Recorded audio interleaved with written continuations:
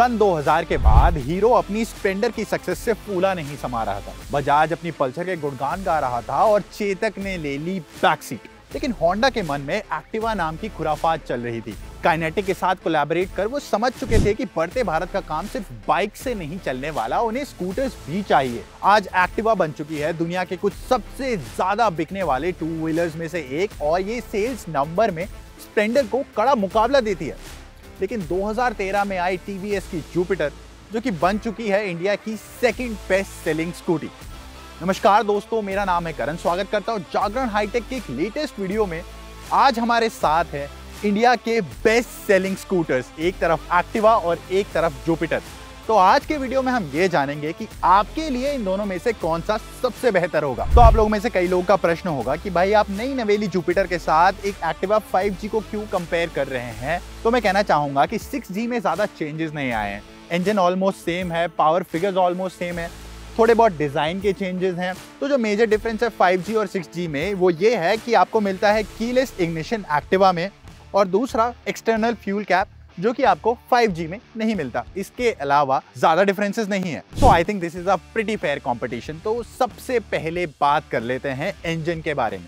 दोनों ही 110 सीसी के स्कूटर्स हैं। दोनों प्रोड्यूस करती है अराउंड 7 bhp की पावर और around 8 newton metre of torque. लेकिन मैं कहना चाहूंगा कि आपको जुपिटर थोड़ी सी लाइवली फील होती है as compare to the Activa. Activa 5G से 6G में एक बहुत बड़ा बदलाव है, वो है फ्यूल इंजेक्शन।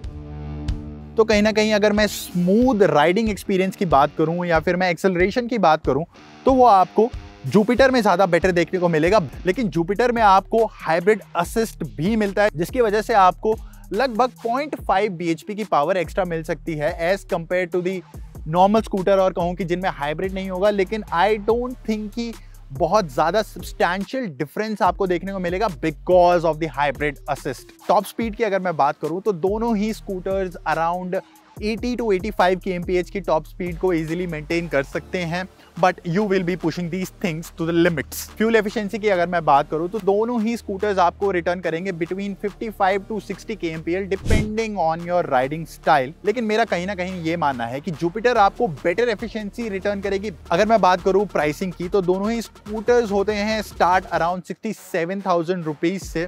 उसके बाद आपको अलग अलग वेरिएंट्स मिलेंगे, जैसे कि टीवीएस में आपको स्मार्ट एक्स कनेक्ट मिल जाता है, which is basically mobile connectivity. उसके अलावा आपको डिस्क ब्रेक भी टीवीएस में मिलते हैं, उसके आपको एक्स्ट्रा देने पड़ेंगे पैसे। और वैसे ही आपको एक्टिवा में भी एलॉय व्हील्स वाले वर्जन मिल जाएंगे, डिस्क ब्रेक वाले वर्जन मिल जाएंगे, जिनके आपको एक्स्ट्रा पैसे पे करने पड़ेंगे। और ये दोनों ही स्कूटर चले जाते हैं अराउंड 90 to 95 के एक शोरूम।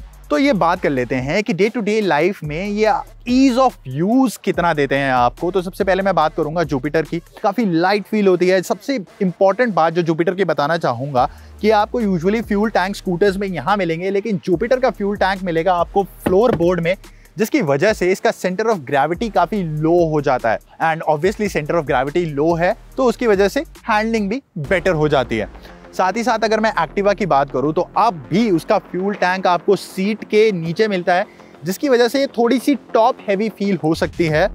बट अगर मैं हाई स्पीड्स की बात करूं तो मुझे कहीं ना कहीं एक्टिवा ज्यादा स्टेबल फील होती है as compare to the Jupiter. Braking की बात करूं देन ब्रेकिंग ऑब्वियसली जुपिटर की बेटर है, प्रोग्रेसिव फील होती है, बहुत ही हार्श फील नहीं होती। लेकिन मुझे लगता है ब्रेकिंग परफॉर्मेंस जब डिस्क ब्रेक के साथ हो Activa is up to the mark. अब बात करते हैं थोड़ा बहुत एर्गोनॉमिक्स के बारे में। तो जैसे कि आप देख सकते हैं सीट जुपिटर की ऑब्वियसली एक्टिवा के मुकाबले आपको बड़ी दिखेगी। शेप और साइज में ये ज्यादा चौड़ी भी है, जबकि एक्टिवा की सीट कहीं ना कहीं मुझे थोड़ी सी स्लिम लगती है। लेकिन इसका एंगल सामने की तरफ थोड़ा कुछ ज्यादा ही झुका हुआ है। तो मान लीजिए आप अगर इमरजेंसी ब्रेकिंग कर रहे हैं, पैनिक ब्रेकिंग कर रहे हैं अचानक से, तो आप थोड़ा सा खिसक के इसमें आगे आ जाते हैं। राइडर भी और पिलन भी उसके पीछे आ जाता है, तो वो थोड़ा बहुत आपको एनोइंग लग सकता है। हालांकि एक्टिवा में काफ़ी फ्लैट सीट है, नीचे की तरफ ही ज़्यादा नहीं झुकी हुई है, तो ये इशू आपको इसमें फेस नहीं करना पड़ेगा। दूसरी बात जो मैं जुपिटर की बताना चाहूँगा, काफ़ी सॉफ्ट सीट है, काफ़ी सॉफ्ट इसका कंपाउंड है। तो इससे क्या होता है कि शॉर्टर डिस्टेंस पे तो आपको एक कंफर्टेबल फील होता है, लेकिन अगर आप लॉन्गर डिस्टेंस पे इसको लेकर जाएंगे तो ये सीट दबने लगेगी और आपको कहीं ना कहीं बैक में थोड़ा सा पेन फील करने लगेगा। लेकिन एक्टिवा की अगर मैं बात करूं, काफ़ी फर्म सीट है, कुछ इट्स वेरी फर्म।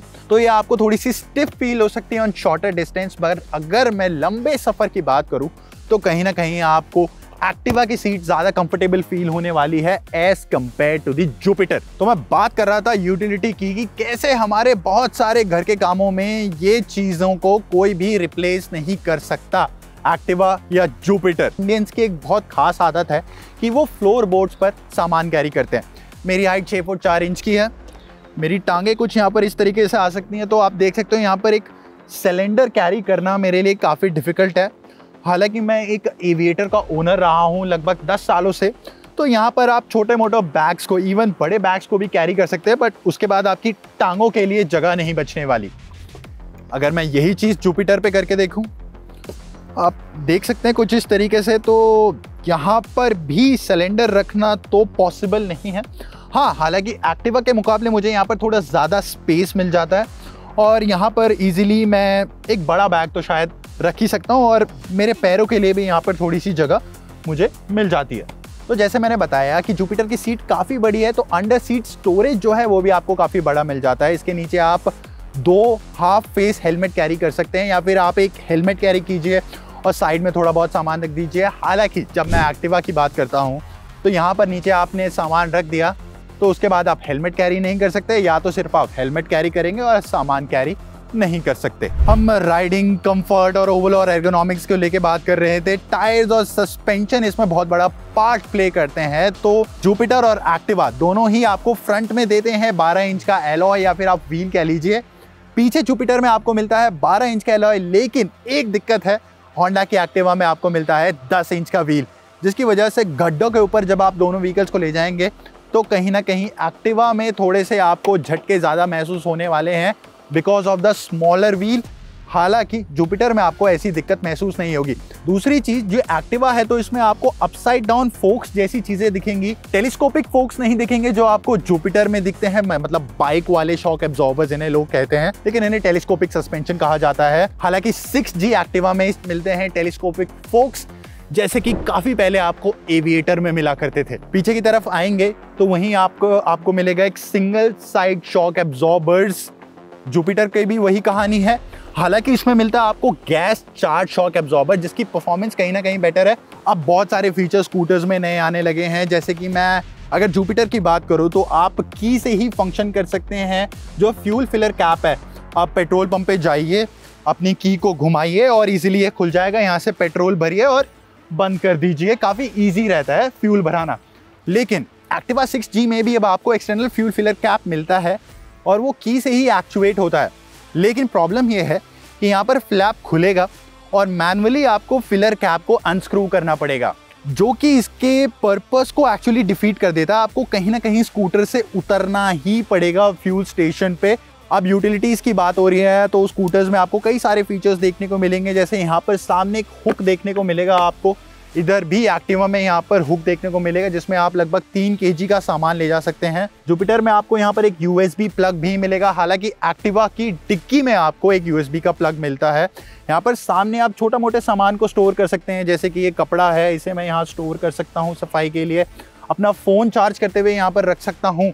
हालांकि एक्टिवा में यहाँ पर आपको कुछ छोटे कभी स्टोरेजेस नहीं मिलते, तो ये छोटी सी एक प्रॉब्लम है। बात कर लेते हैं कुछ डिज़ाइन के बारे में। तो आप ऑब्वियसली यहाँ पर कंप्लीटली एक्टिवा को यहाँ पर डिस्ट्रॉय कर दिया है TVS की जुपिटर ने। आप देख सकते हैं मेरे सामने डिज़ाइन ऑल न्यू डिज़ाइन है। हालांकि जो 6G है उसमें 5G से ज़्यादा कुछ बदला ही नहीं है। यहाँ पर थोड़े बहुत चेंजेस देखने को मिलेंगे, लाइट्स में थोड़े बहुत चेंजेस, पीछे की लाइट में, बट उसे मैं मेजर चेंजेस तो नहीं कहने वाला। आप जुपिटर में देखेंगे जैसे कि आपको यहाँ पर कनेक्टेड टेल लैम्प मिल जाएगा, एकदम TVS के iQube की तरह ही काफ़ी स्टाइलिश लगती है ये लाइट। आप पेंट फिनिश देखिए, आपको मैट में कलर मिलता है, आपको वाइट ग्रे, काफ़ी सारे कलर ऑप्शंस में ये स्कूटर मिल जाता है। आप सामने की तरफ देखेंगे जो इंडिकेटर्स हैं वो भी कनेक्टेड हैं, साथ ही साथ इसमें आपको हज़ार्ड फंक्शन भी इंडिकेटर्स में मिल जाता है। लेकिन एक्टिवा में सिंपली सामने की तरफ लाइट्स मिलती है, आपको यहाँ पर इंडिकेटर्स मिलते हैं। काफ़ी डेटेड लगता है स्कूटर, काफ़ी पुराना लगता है डिज़ाइन वाइज, जबकि TVS ने हमेशा से अगर एक स्टेप आगे इसी वजह से रहा है कि वो अपने प्रोडक्ट्स को काफ़ी ज़्यादा जल्दी अपडेट करता है, दूसरों से कई ज़्यादा फीचर्स वो पैक कर देता है अपने प्रोडक्ट में, और वो कहीं ना कहीं जीत अपने नाम करके ही आराम लेता है। एक और चीज़ जिसके बारे में बात करना चाहूँगा, TVS के जुपिटर में आपको कनेक्टेड फीचर्स मिल जाते हैं, साथ ही साथ आपको कंप्लीटली डिजिटल इंस्ट्रूमेंट क्लस्टर मिल जाता है। हालांकि आपको हायर वेरिएंट्स में देखने को मिलेगा, लेकिन होंडा की आप कोई सी भी एक्टिवा ले लीजिए, आपको यहाँ पर डिजिटल तो कुछ दिखने वाला नहीं है। थोड़े बहुत रीडआउट्स मिलेंगे, वो भी आपको ब्लैक एंड वाइट स्क्रीन में देखने को मिलेंगे। तो जैसे कि मैं बात कर रहा था, डिज़ाइन वाइज या फिर फीचर वाइज में अगर मैं बात करूं तो Jupiter is a clear winner है। एक और चीज़ जो मैं आपको दोनों के कंपैरिजन में ये देखना चाहूँगा कि आखिर किस में कितने मेटल पार्ट यूज़ हुए होते हैं। अगर मैं हेड पे टैप करूँ, plastic, this is plastic, obviously this is metal, this is metal, the side panels are metal, हालांकि ये प्लास्टिक,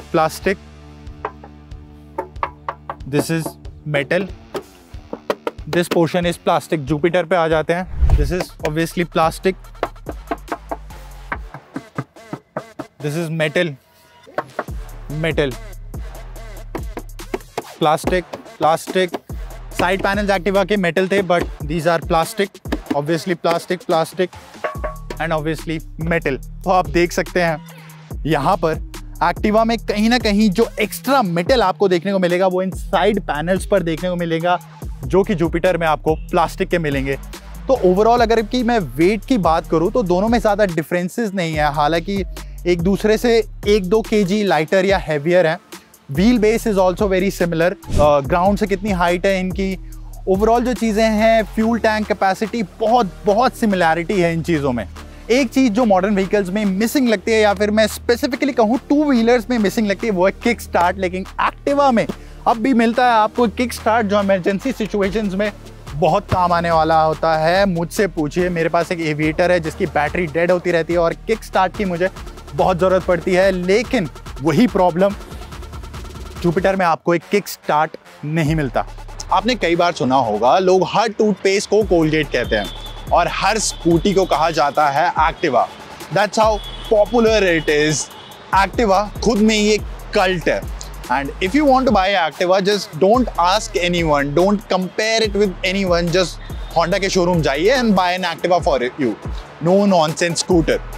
बट अगर आप मुझसे पूछें, better ridability, better features, better design, better mileage and as reliable as Honda, the TVS Jupiter is a clear winner here. आपको ये video कैसा लगा हमें कमेंट्स में बताएं, इसे लाइक और शेयर करें, और ऐसे ही कंपैरिजंस के लिए जागरण हाईटेक को जरूर सब्सक्राइब करें। This is your buddy Karan signing off. See you next time.